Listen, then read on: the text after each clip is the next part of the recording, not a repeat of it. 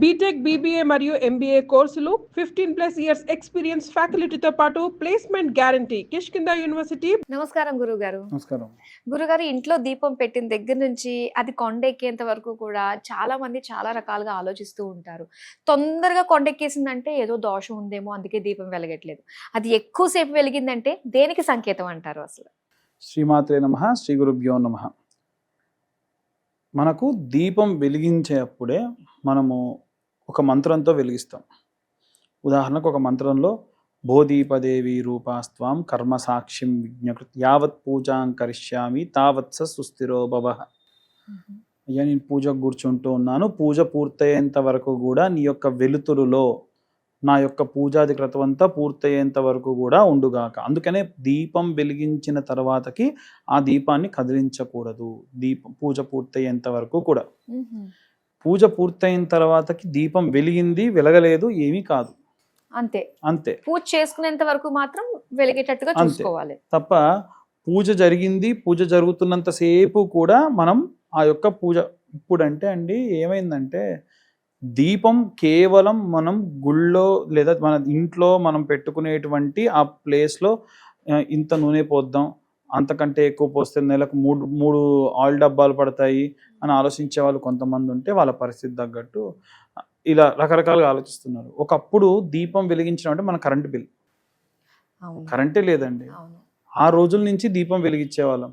ఒకసారి ఉదయాన్నే సూర్యోదయం కంటే ముందే నిద్ర లేచి పనులు చేసుకోవాలంటే స్నానం చేసి వచ్చి ముందు దీపం వెలిగించాలి. అప్పుడు ఏమవుతుందంటే సూర్యుడు వచ్చేంత వరకు ఏమేం చేసుకోవాలో పనులన్నీ కూడా ఆ దీపంతోనే చేసుకునేవాళ్ళం.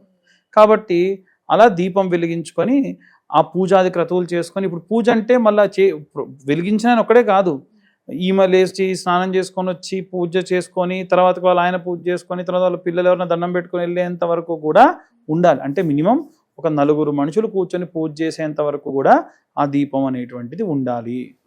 అది అయితే ఈ దీపంకి విశేషంగా ఏంటంటే తూర్పు భాగం చూడాలి లేదా పడమర భాగాన్ని చూడాలి, ఉత్తర దక్షిణాన్ని చూడకూడదు. ఎవరైనా చనిపోయినప్పుడు మాత్రమే తల దగ్గర ఆ దీపాన్ని పెడతారు. కాబట్టి అలా పెడితే ఇంట్లో ఏదో అశుభకార్యం జరిగింది అని అర్థం. దీపం పెట్టే దిక్కులో బట్టి ఉంటుంది. దీపం వెలిగించేప్పుడు కూడా బ్రహ్మ, విష్ణు, మహేశ్వరులు ముగ్గురి యొక్క కలయిక. సాధ్యం త్రివర్తి సంయుక్తం వహ్నినా యోజితం ప్రియం. 3 ఒత్తులు కలిపి ఒక దీపం కింద పెట్టాలి. 3 ఒత్తులు కలిపి ఒక దీపం కింద వెలిగించాలి. లేదండి నేను ఇంకో 4 ఎన్ని దీపాలన్నా పెట్టండి, మినిమం మీరు ఒక దీపం దాటి పెడితే 3 దీపాలు పెట్టాలి. అంటే 3 ఒత్తులు వెలిగించాలి. 3 ఒత్తులు వేసి 3 దీపాలు పెట్టాలి. మన ఇంట్లో కూడా 2 దీపాలు పెట్టి మధ్యలో కామాక్షి దీపం పెడతారు. ఆ కామాక్షి దీపం ఏంటంటారు? కామాక్షి దీపం ఏంటంటే, మనకు ఉదాహరణకు మీకు కొన్ని నోములు ఉన్నాయి, మీకు కొన్ని పద్ధతులు ఉన్నాయి, మీకు కొన్ని ఆచారాలు ఉన్నాయి, వాటిని మీరు అన్ని సక్రమంగా పాటిస్తూ ఉన్నారు, ప్రశాంతంగా ఉంది.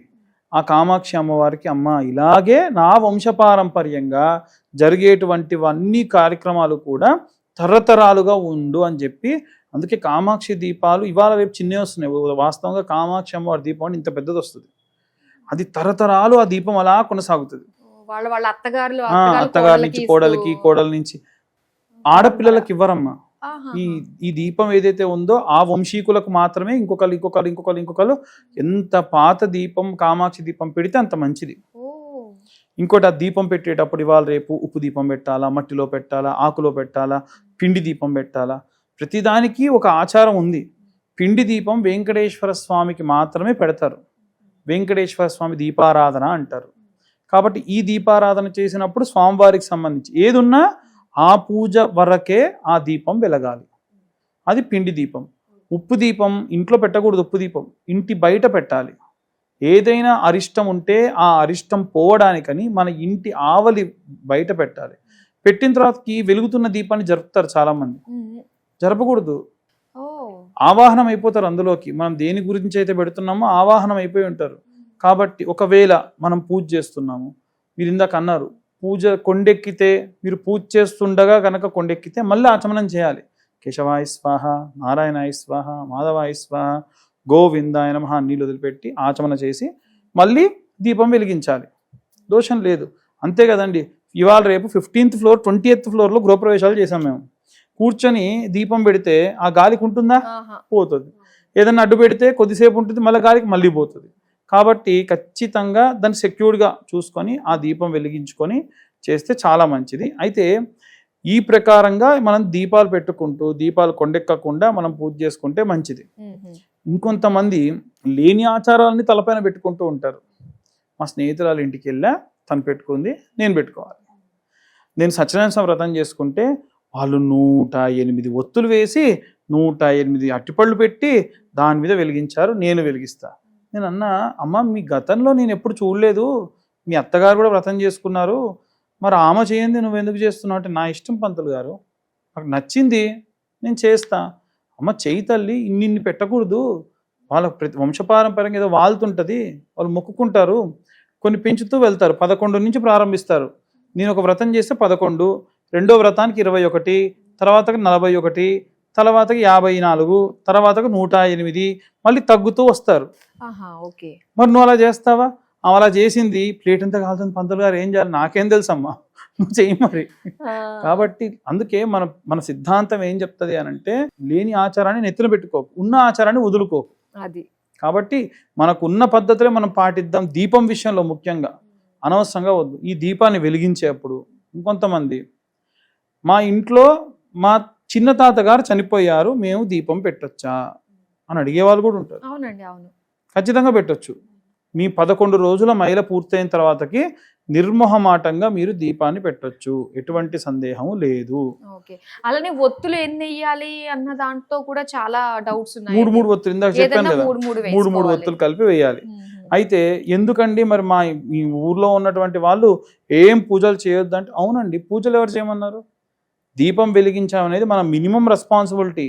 నీకు శౌచం వచ్చి ఉండొచ్చు, దేవుడికి భగవంతుడికి శౌచం ఉండదు, కాబట్టి దీపం వెలిగించాలి.